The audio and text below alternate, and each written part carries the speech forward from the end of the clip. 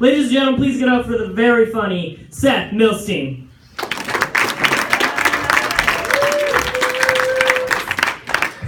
Hello.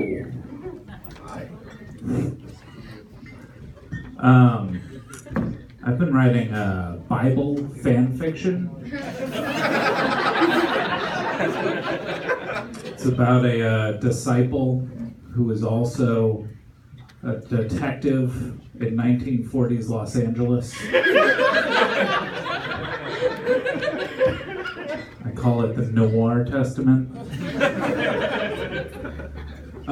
Recently, I got punched in my face while I was on stage telling jokes. That was a real thing that happened to me a week ago, and I've been trying to process it.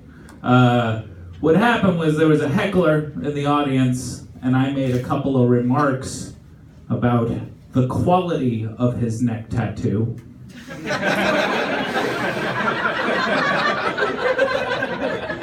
Not thinking beforehand that a person who has a poor quality neck tattoo might also have unresolved anger issues.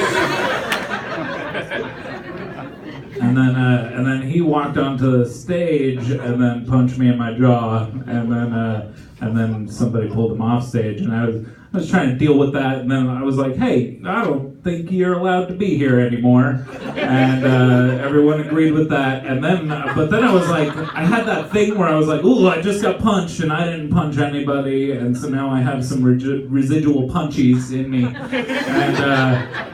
but I'm a words guy. I'm not punchy. So I just kept zinging them as they were carrying him out the door. Until the bartender was like, "This would be a lot easier if you shut the fuck up for a second."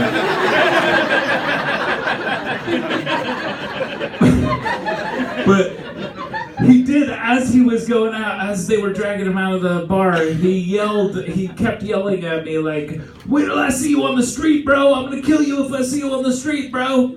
And I was like, could you stop calling me bro? I feel like you're just feeding the stereotype of douchebags who punch people for making fun of their neck tattoo. That's not cool. Here's the screwed up part, is that was not by a long shot the worst interaction that I had with people that week. I don't like people. I'm just bad at people. Like I'm always like thinking about how you guys hate me, and so that makes me hate you too. And I was in a store recently, and there was a thunderstorm going on outside the store. I'm standing in line waiting for somebody, and this woman, there was like a crack of thunder, and then she goes, "Ooh, sounds like the Angels are bowling." She made eye contact with me to say that.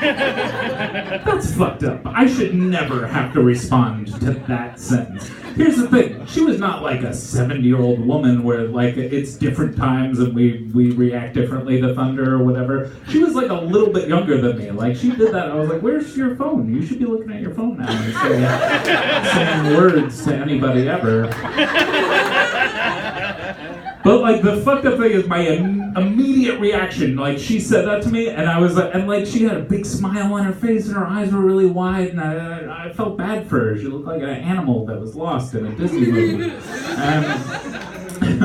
I felt, but like my instant reaction was, I was like, you know what? For the first 18 years of my life, the two people that I loved and respected the most just constantly told me to shut the fuck up.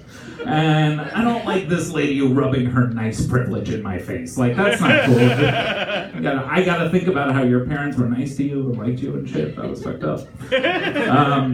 So yeah, I didn't know what to do in that moment. I didn't know how to react to the Angels of Bowling. So I just went like this. I just went a vague like, I can't deal with you right now. Like I just did this at my face, and I was implying that maybe I had like some type of disability that made it impossible for me to continue that conversation with that woman.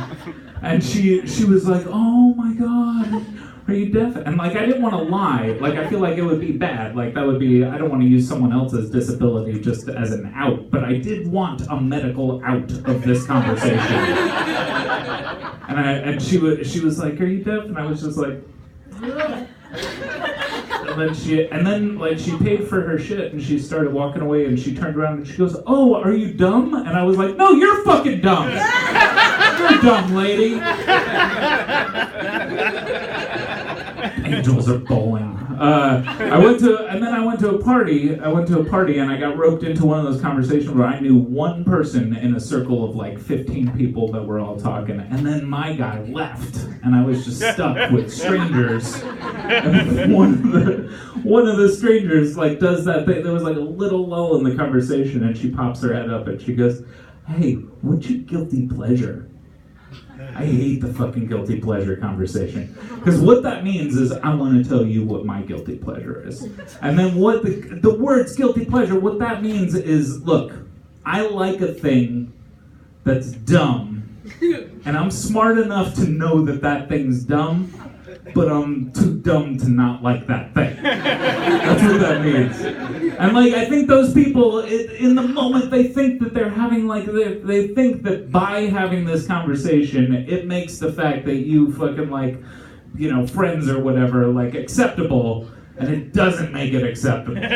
Like, nobody walks away from that comment and is like, "Oh yeah, that guy he eats his own shit," but he calls it a guilty pleasure, so he gets it. All right, that's all my time. Thank you very much.